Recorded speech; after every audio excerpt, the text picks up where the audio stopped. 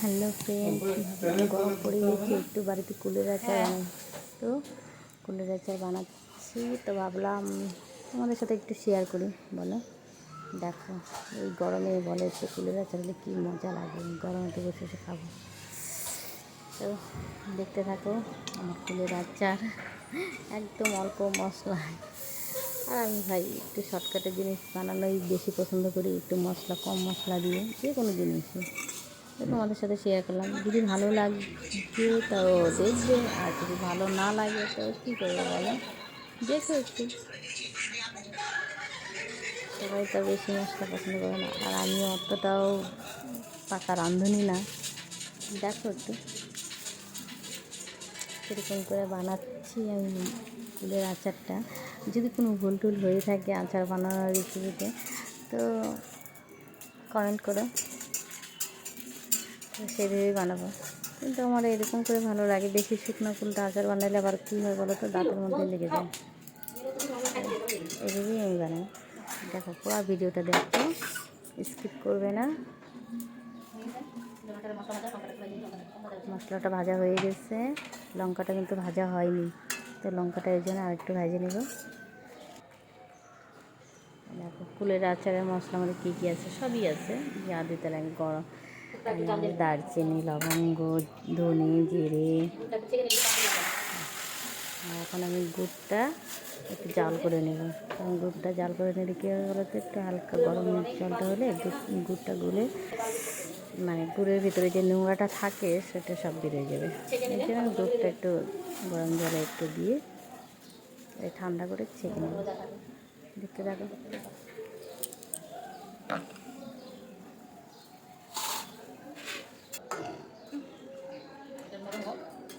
ঠান্ডা হোক আর আমি ফুলগুলা ফাটাই দিই। ফুল ফাটাই দিতে হবে।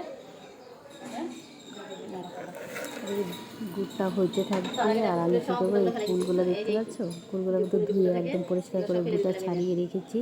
এখন এই ফুলগুলাকে আমি সুন্দর করে ফাটিয়ে নিব, সব ফুলগুলো ফাটাবো, কারণ ফুলগুলো গোটা থাকলে তো ভিতরে মশলা ঢুকবে না আর খেতেও ভালো লাগবে না। তো সব ফুলগুলো এখন ফাটাবো, এদিকে গুড়টা হইতে থাকবে, এদিকে আমি এগুলো করবো, হয়ে যাবে সস দিয়ে। এই তো গুড়ের গ্যাসটা অফ করে দিলাম। এখন যেটুকু গরম আছে গরমে গরমে হয়ে যাবে।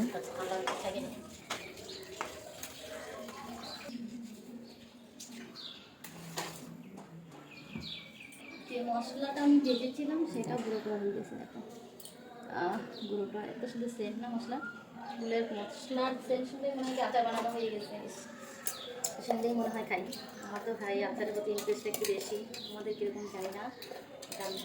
আচারের মশলা বন্ধ সাথে মনে খাইনি আমি, কিন্তু ফুল তো বানানো, ফুলের আচার তো বানানো হয়নি, তো খাবি কী করে। আর এখন ফুলের আচার আমাদের কী দিচ্ছি বলো তো, এটা কি তেঁতুল। তেঁতুল দিলে না খেতে বেশি টেস্ট লাগে। এই দেখো দুধটা আমি ছেঁকে নিচ্ছি, কারণ আখের গুঁড়োর মধ্যে অনেক নোংরা থাকে না, আর নোংরাগুলো খেলে প্রবলেম হতে পারে। আর যখন আচারটা খাবো দাঁতের মধ্যে লাগবে না,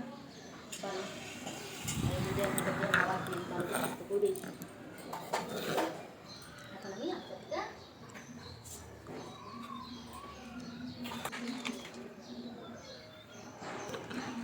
সবাই সর্ষের তেল দেয়, কিন্তু আমি সাদা তেল দিলাম কিছু যেন, আমার মনেই ছিল না ঘরে। আর সাদা তেলের ভিতরে কী করছে আমার শ্বশুরমশাই, জল জল ভরে নিচ্ছে, জলের বোতল ভেবে। কী করবো বলে, এখন সাদা তেলটা ঘরে ছিল, সাদা তেল দিয়েই কুলের আচার বানাচ্ছি।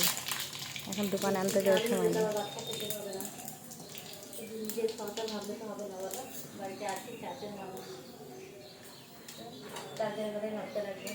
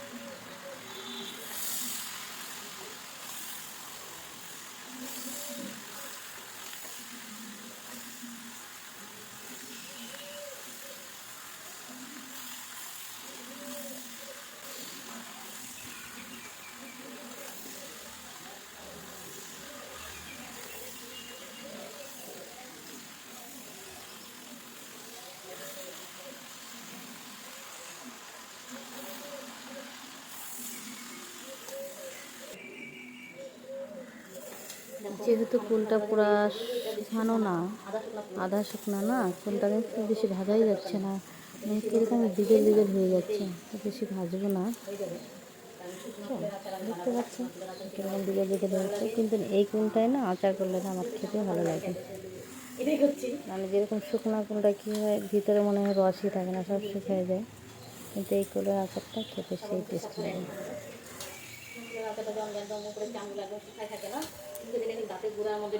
আর কিরকম লাগে জানি না। এরকম মানে আধা ভিজাটাই করবো, থাকবে না। আর এমনিতেও ফুলের আচার ঘরে বেশি দিন রাখতেও পারি না, কারণ আমার আচার দেখলেই খেতে ইচ্ছে করে, লোক সামনে পারে না। আমার আচার ঘরে থাকেই, নষ্ট হওয়ার আগেই শেষ, নষ্ট হওয়ার ভয়ও আমার কাছে নেই।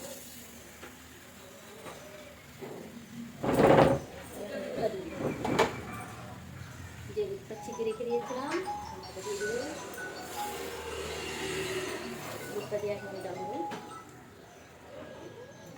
এটা যদি না ছিপে রাখতাম তাহলে কিন্তু এমনি দুধটা দিয়ে দিলে গুড়ের মধ্যে যে নোংরাটা থাকতো না, সব আচারের মধ্যে দিয়ে দিতে, খাওয়ার সময় সব খেতে লাগতো, ভালো কিছু করতে হবে। এর জন্য দুধটাকে আগে জাল দিয়ে ঠান্ডা করে ছেঁকে নেবেন।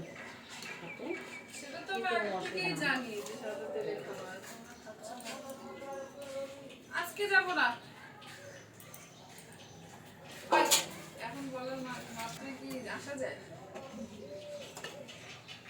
না না, মানে সেরকম না, আগে থেকে বললে আমি মেয়েকে খাওয়া দাওয়া নিয়ে আসতাম।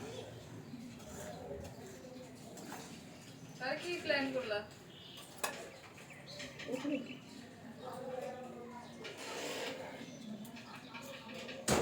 কোথায় যেতে পারো?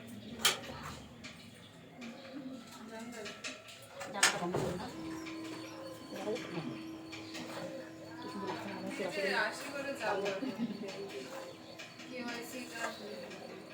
কেওয়াইসিটা করতে হবে তো।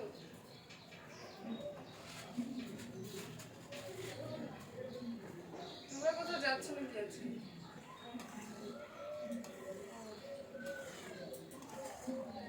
যাওয়া যায় না। একটু মশলা দিয়ে দিবনি, আর একটু নামানোর সময় দিয়ে দিই।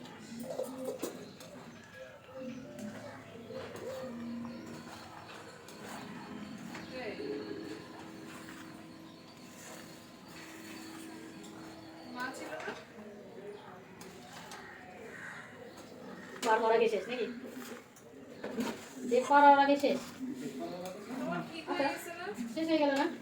হয়ে গেছে। মিষ্টি মিষ্টি আগে বাড়িতে ইচ্ছে করে টক করলাম বেশি, যাতে বেশি দিন খাইতে পারি। বেশি মিষ্টি করলে তাড়াতাড়ি শেষ হয়ে যায়, তার জন্য একটু। হ্যাঁ আজকে লুচি নাম নেবে না, আজকে নাম কোনটা? কিন্তু তেল নাই। মানে তোমার শরীরটা ঠিক হয়ে যাক।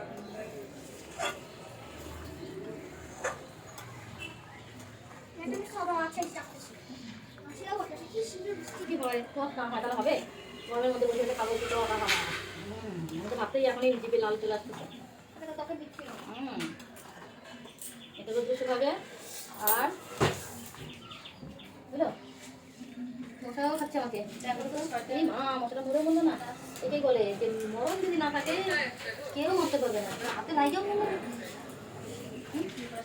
মরার ঘরে থেকে ফিরে গেল। কোথায় সামনে? ওই যে জেরক্স করতেছি বাড়ির সামনে।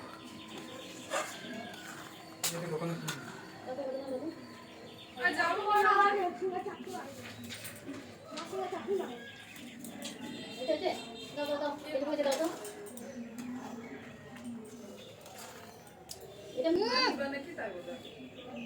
এটা তো দিয়ে দিচ্ছি যাতে আচারটা একটু বেশি দিন থাকে।